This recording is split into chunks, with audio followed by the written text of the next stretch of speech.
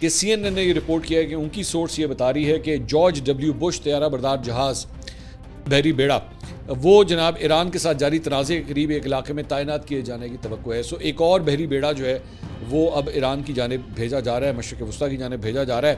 یہ طیارہ بردار جہاز US سینٹرل کمانڈ کے دائرہ اختیار میں جائے گا جس میں مشرق وسطیٰ شامل ہے. یہ واضح نہیں ہے کہ ایئر کرافٹ کیریئر خطے میں پہلے سے موجود ان 2 امریکی طیارہ بردار جہازوں میں شامل ہوگا یا ان میں سے کسی ایک کی جگہ لے گا جو گزشتہ چند ہفتوں سے ایران کے خلاف جاری عسکری کارروائیوں میں حصہ لے رہے ہیں.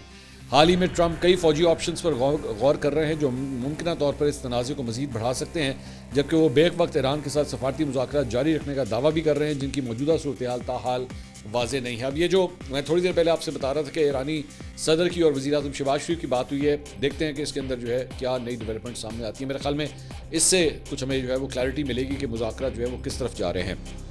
اس کے علاوہ تہران ٹائمز نے یہ رپورٹ کیا ہے کہ اسرائیلی میڈیا کی رپورٹس کے مطابق نتنیاہو اور موساد کے سربراہ کے درمیان ایران کے خلاف ناکام جنگ پر ایک سنگین تنازع پیدا ہو گیا ہے. رپورٹس کے مطابق یہ اختلاف اس حد تک بڑھ چکا ہے کہ موساد کے سربراہ کم از کم ایک ہفتے سے نتنیاہو کے ساتھ ہونے والے اجلاسوں میں شرکت نہیں کر رہے. یہ کشیدگی اس وقت مزید بڑھ گئی جب نتنیاہو نے سربراہ پر الزام لگایا کہ وہ ایران کی فوجی طاقت اور اندرونی استحکام کے بارے میں غلط انٹیلیجنس کی بنیاد پر اسرائیل کو ایک خطرناک محاذ کی طرف دھکیل رہے تھے. موساد نے اس الزام کو مسترد کرتے ہوئے کہا کہ ان کی رپورٹس درست تھیں, لیکن اس کے باوجود نتنیاہو نے ایران پر حملہ کرنے کا فیصلہ کیا.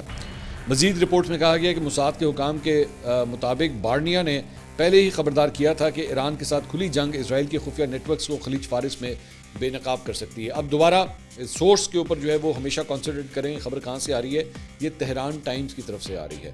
سو وی ڈونٹ نو کہ یہ کتنی اوتھینٹک ہے, لیکن جو رپورٹ کیا جا رہا ہے صرف میں آپ کے ساتھ وہ شیئر کر رہا ہوں. It is yet to be confirm کہ واقعی موساد کے سربراہ اور بنجامن نتنیاہو کے درمیان جو ہے واقعی کوئی اختلافات جو ہیں وہ پیدا ہو گئے ہیں یا نہیں.